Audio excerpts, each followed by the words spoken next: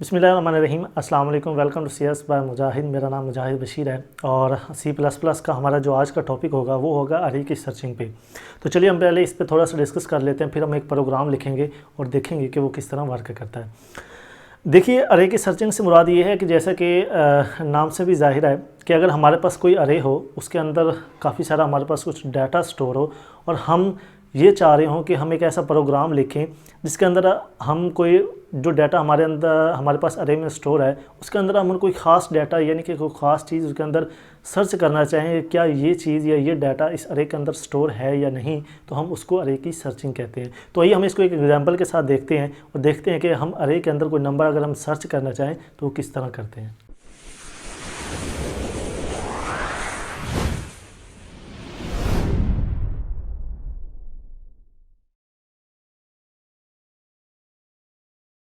तो मैं यहाँ पे मेन से स्टार्ट करता हूँ, हम पूरा प्रोग्राम लिखेंगे। तो यहाँ मेन से मैं स्टार्ट करूँगा और सबसे पहले क्या करता हूँ कि मैं मैनुअली एक अरे लेता हूँ, उसके अंदर कुछ नंबर स्टोर करवा देता हूँ और फिर हम उन नंबर में से एक यूज़र से नंबर लेंगे और कहेंगे कि आप नंबर एंटर करें जो आप सर्च करना चाहते हैं। तो यहाँ पे मेरे पास इंटीजर टाइप की एक अरे है जिसका नाम मैं ए रख देता हूँ और उसके अंदर मैं 10 जो कि नंबर स्टोर करवा देता हूँ।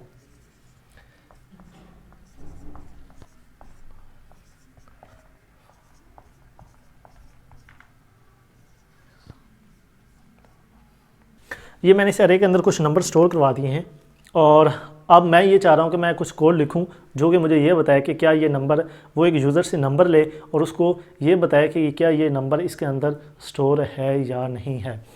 तो यहाँ पे हमें कुछ वेरिएबल्स की हमें ज़रूरत पड़ेगी आगे जाके, वो मैं यहीं पे डिक्लेयर करवा देता हूँ। वो भी इंटीजर टाइप के हम लेते हैं कि एक हमारे पास वेरिएबल होगा, हम उसका नाम मैं फ़ॉन्ट रख देता हूँ कि अगर कोई नंबर हमें मिल जाता है तो ये सिग्नल दे कि नंबर फाउंड हो चुका है। और उसके बाद मैं एक n नाम का वेरिएबल ले लेता हूँ जिसके अंदर हम जो यूज़र से वैल्यू लेंगे, जो नंबर लेंगे, उसको हम n के अंदर स्टोर करवाएंगे। तो यहाँ पे मैं सी आउट करवाता हूँ कि एंटर नंबर और उसको मैं सी इन करवा के n के अंदर स्टोर करवा देता हूँ।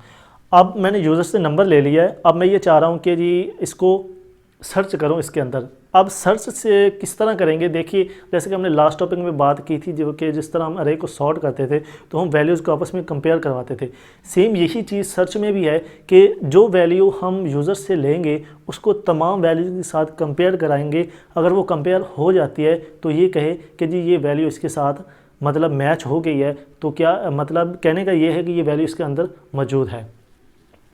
तो मैं क्या करूँगा कि उसके लिए भी सेम यही चीज़ है, फॉर लूप का इस्तेमाल करूँगा।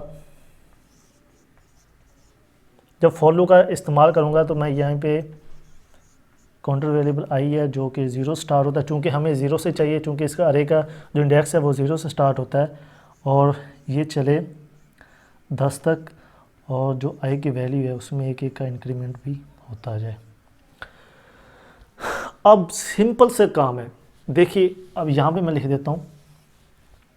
सिंपल से काम ये है कि हमने जो वैल्यू ली है उसको इंडेक्स के साथ साथ, चूँकि ये इंडेक्स एक एक करके आगे बढ़ेगा, ये जो वेरिएबल काउंटर है ये यहाँ से लेकर एक एक करके आगे जाएगा, तो मैं इसी के साथ ये जो n है इसकी वैल्यू को कंपेयर करवाता जाता हूँ। तो यहाँ पे मैं कंडीशन लगा देता हूँ कि इफ़ जो n है ये इक्वल है अरे आई के, यानी कि जो कि अरे का इंडेक्स चल रहा है, तो वो अगर n के कोई भी वैल्यू जहाँ पे भी ये इसको मिले तो क्या करे कि अगर कहीं पे इक्वल हो जाती है तो क्या करे कि ये जो हमारे पास फाउंड था इसमें एक स्टोर करवा दे,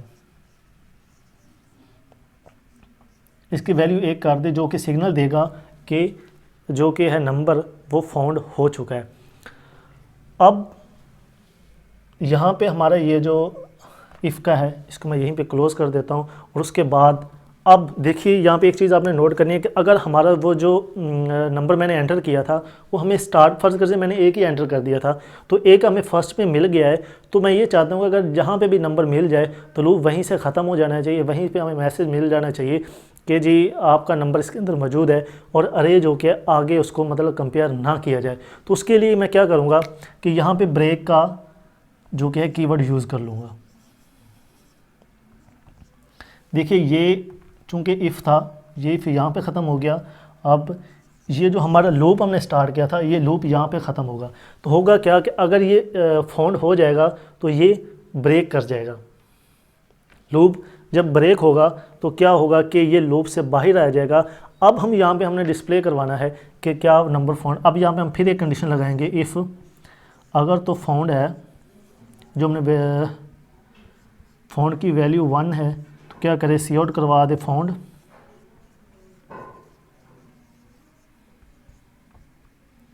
ठीक है, एल्स सी आउट करवा दे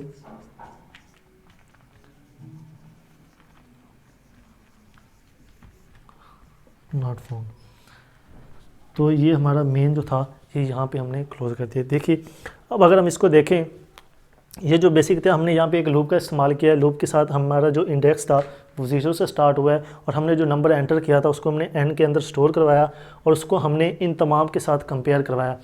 अगर जहाँ पे जाके वो कंपेयर हो जाता है तो क्या करता है कि हमने एक वेरिएबल यूज़ किया, डिक्लेयर किया था फाउंड का, तो उसके अंदर हम वैल्यू 1 कर देते हैं, जो कि हमें साइन देगा कि जो कि है आपका नंबर था जो आपने एंटर किया है वो मैच हो चुका है। जब ये मैच होगा तो फ़ौरन उसके बाद हम ब्रेक का कीवर्ड इस्तेमाल करेंगे, जो कि लूप को वहीं से टर्मिनेट कर देगा। जब लूप टर्मिनेट हो जाएगा तो वो ऑटोमेटिकली दोबारा लूप नहीं चलेगा, और वो लूप के जो ब्लॉक होगा उससे बाहर आएगा। फिर वो कंडीशन चेक करेगा, जो कि हमने कहा था कि अगर तो फाउंड 1 हो जाता है, फाउंड तब 1 होगा जब हमें नंबर मिल जाता है। अगर नहीं मिलता तो फिर जो कि है ये 1 नहीं होगा, ये कंडीशन फॉल्स होगी, और वो ऑटोमेटिकली डिस्प्ले करवा देगा नॉट फाउंड। तो ये हमारा आज का लेक्चर था कि अगर कोई नंबर सर्च करना हो, कोई वैल्यू सर्च करनी हो, तो उसको अरे में से किस तरह करते हैं। तो इंशाल्लाह हमारा जो अरे के टॉपिक पे हमारा लास्ट टॉपिक है वो नेक्स्ट होगा कि 2 डिमेंशनल या मल्टी डिमेंशनल जो अरे होती है वो क्या होती है। तो इंशाल्लाह नेक्स्ट लेक्चर में मिलते हैं। अल्लाह हाफ़िज़।